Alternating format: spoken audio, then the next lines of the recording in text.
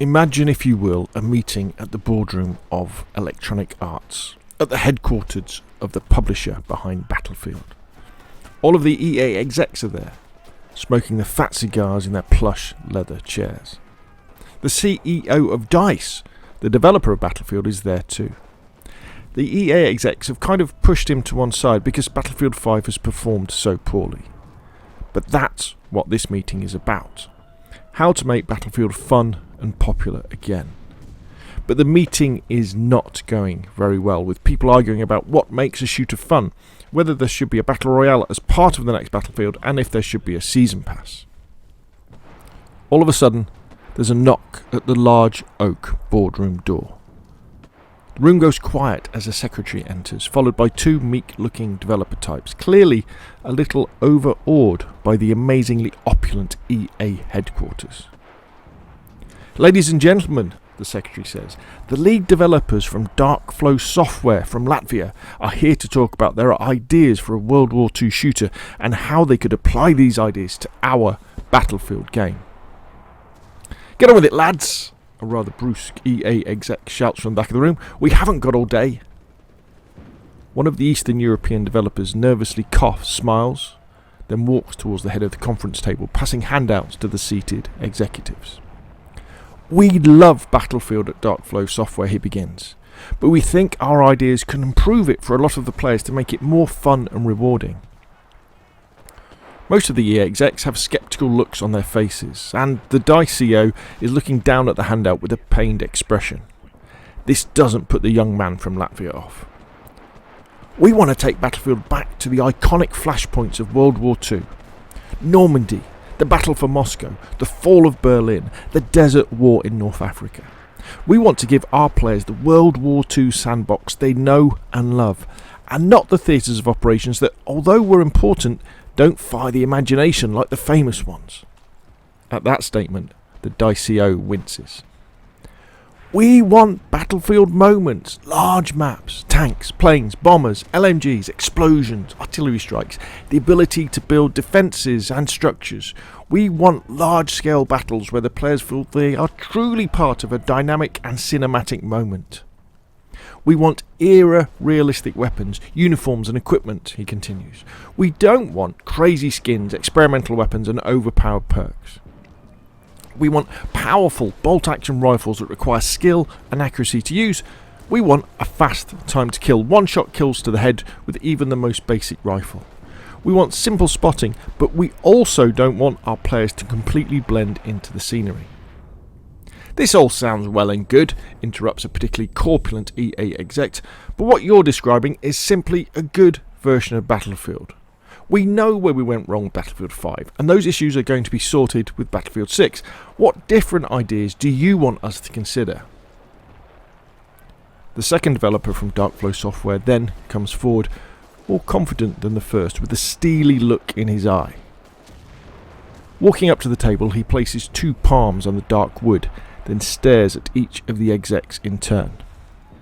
"We are going to save Battlefield and bring your player base back. We're going to give you two ideas." His voice is assertive but quiet, forcing the EA execs to lean forward to hear what he has to say. "You need to make Battlefield free to play, and you need to give your players AI squad mates to help them on the battlefield."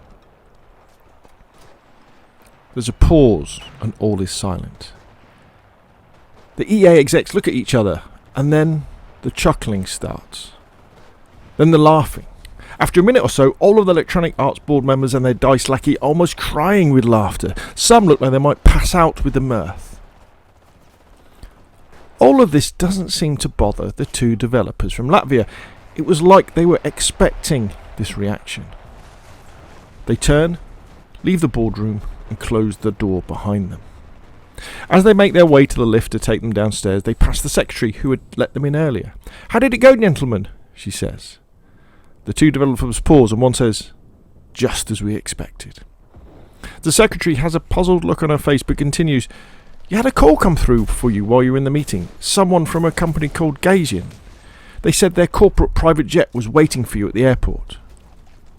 It was time for the two men from Latvia to laugh, as they did so all the way out of EA's headquarters. Okay, so I hope you liked that little story. I wanted to kind of add a little drama at the beginning of this review, and to also give you the impression that Enlisted sits firmly at the Battlefield end of the first-person shooter spectrum, rather than more at the arcadey Call of Duty end. In fact, you could say it goes a little bit further than Battlefield and is kind of slowly moving towards someone like a game like Hell Let Loose. But let me take a step back and tell you where I'm coming from with this review of Enlisted. I am a massive fan of Battlefield, with my favourite being Battlefield 1, which I consider to be the greatest respawn shooter of all time, followed closely by Battlefield 4. I was massively disappointed with Battlefield 5. It looked great, but EA and DICE messed too much with some of the core gameplay concepts and released a game that was lacking in content and vision, and that's without mentioning the disaster about Battlefield was meant to be an immersive World War II shooter, yet you had women dressed in German infantry uniforms running around, shouting orders and screaming when they got shot. I really enjoy Call of Duty, and I've played every single one for the last several years, and really enjoyed Modern Warfare 2019 and Black Ops Cold War. I played quite a lot of PUBG and DayZ, which I think are amazing. I've played Arma 3, which is good fun, if a little bit hard. I've played a little bit of Squad, and I've played quite a few hours of Hell Let Loose. I've even invested my time and money in the World War I first-person shooters Verdun and Tannenberg. So, as you can probably tell, I'm a big fan of boots-on-the-ground shooters set between kind of the World War I era and the near future, kind of, like the Battlefield 4 sort of future, where soldiers, everybody still use guns and bullets and they don't have jetpacks. I've been playing Enlisted, what you're watching here, on my next-gen Xbox Series S console, and it's in performance mode to keep the frame rate high. I play it on an old TV that can just about manage 60 frames a second at 1080p. And for this gameplay that you can see, which is I'm playing as the Germans in the Normandy battle, I've turned off most of the HUD as well to give you an impression of, actually it looks pretty good, this game. And what I found in terms of performance on the Series S, a lot of the time it's going along at 60 frames a second, but it dips quite a few times when there's lots of explosions and things going off. But I've got to say that I think Enlisted is brilliant fun. As you can see from the gameplay, it isn't the smoothest of games to run around in. You're not sliding around corners or leaping through windows like you can in Battlefield or COD, but once you get used to the controls, you can get around pretty well. Enlisted is still in beta at the time of recording this video, and the movement and performance of the game seems to be getting better with each update, so I'm very excited to see where this game goes. So let's address the two big elephants in the room: AI squad mates and being free to play. First up, those AI teammates. When you start playing, you'll wonder what good they are. They seem to be very good at getting themselves killed or blocking your view as you're aiming down sights. However, once you learn how to order them around to keep themselves safe or to get them to attack enemy strong points or armour, they become a real asset. You'll quickly become adept at swapping between the members of your squad to take advantage of their different specialities. 1 second you'll be a sniper engaging enemies at range, then you'll switch to an assault with a fast-firing carbine for close quarters battle, then you'll be an engineer building tank traps and resupply points. The other real cool thing about having AI soldiers running around the map is that it makes it so much easier to shoot them. Enlisted makes you feel like more of an effective player because you can take down several enemies in a single life, even if those enemies are AI. The genius of the way that they do this in Enlisted is that the AI are always being led by a human player. So the AI are following the tactical and strategic decisions of a real person. And what happens is, when you're killed, you then switch to one of your AI squad mates until there's none left, and then you have to spawn in with a squad of fresh ones. Now, if you still sort of watch this or read this and you think, oh, okay, you still think squad mates are a bad idea, Enlisted has got you covered too, because there is an all-human lone wolf mode, which feels very similar to Battlefield. Next up, the free-to-play model. I want to say straight away that so far, after a couple of dozen hours playing, I don't think Enlisted is pay to win. And this is because your base squads and your space soldiers come equipped with bolt-action rifles that, although tricky to get used to, are very effective one-shot kill to the head and upper body weapons. So, as a basic trooper, say as a German with an Iron Sights Kar 98, I have gone on some amazing killing streaks and have had a thoroughly good time. Now, what is true is that the levelling up system in Enlisted is a bit of a grind. A very, very slow grind. And if, like me, you don't mind playing as the Allies or the Germans, you'll be doubling your progression time for a particular faction in a particular campaign. The thing is, though, I have so much fun in Enlisted, I didn't mind. I was having so many great battlefield moments that I did decide to invest some cash in the game.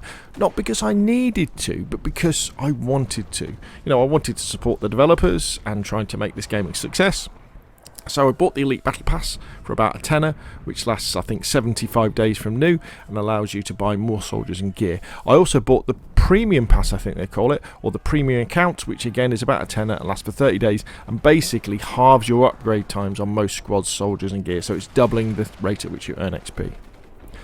I do not think you need to buy either of these two, but I do think that after playing Enlisted for a few hours, if you're enjoying yourself, you'll probably want to invest that cash. Again, not because you're becoming frustrated, but because you'll be excited about what is ahead in the upgrade trees and the levelling systems. While we're on the subject of those progression systems, they're almost a whole separate game in and of themselves. For your first few hours, you'll be scratching your head at their complexity, but watch a few videos and read a few guides, and you'll start to realise how the upgrade system not only helps to balance the game, but it allows you to build squads around the type of gameplay you particularly enjoy, whether that be close quarter battle, sniping from a distance, playing support or as armour or air support. I really enjoy at the end of a play session going through all the upgrades and orders I've earned, deciding on how to change my squads, how to improve my soldiers, what new weapons to buy, or how to upgrade the old ones. So I've probably waffled on enough already. At the moment, Enlisted is available on PC and next-gen consoles, the Xbox Series S, X and the PS5. Darkflow Software, the developers behind Enlisted, have stated that they've had trouble trying to get the game run to run at a steady 30 FPS on less gen, so it probably won't be coming to PlayStation 4 and Xbox One, but hey, things change and you never know. In conclusion then, I think Enlisted is great and well worth your time and a little cash. Download it for free, play it for a few hours to check it out, and then maybe invest in a premium account and the Elite Battle Pass. I think you'll find that Enlisted is a better battlefield than Battlefield 5, and it is way more fun than Hell Let Loose. Okay, that's enough from me. What do you think? Put your questions and comments down below. I will, of course, see you again soon.